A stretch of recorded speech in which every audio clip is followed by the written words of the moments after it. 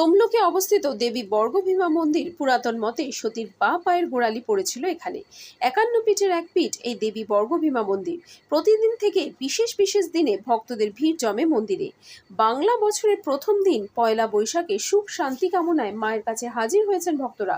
মায়ের পুজো দিয়ে নতুন বছর পালন করতে চান সবাই, যাতে সারা বছর সুখ শান্তিতে কাটে। সেই কারণেই বছরের প্রথম দিনে লম্বা লাইন মন্দিরে।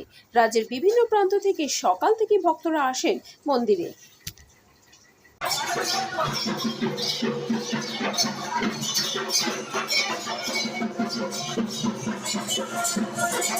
রাজ্যের বিরোধী দলনেতা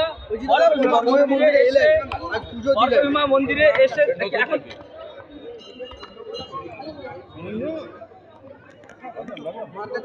কি বলবেন? হালখাতা মা আমার সাথে আছে, মায়ের আশীর্বাদেই এখান থেকে আমি দুবার এমপি হয়েছি।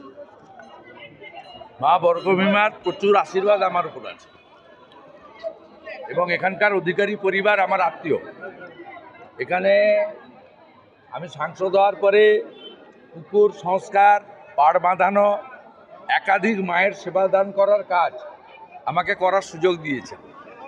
আমি সবাই হাল খাতানোর খাতা নিয়ে যাচ্ছেন, আমি হাল ফেরানোর খাতাতে সিঁদুর লাগিয়ে নিয়ে যাব।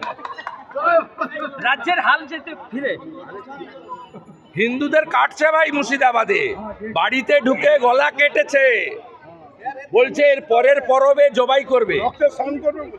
কি বলছেন? কি টিভি দেখেন না, ছবি দেখেন না?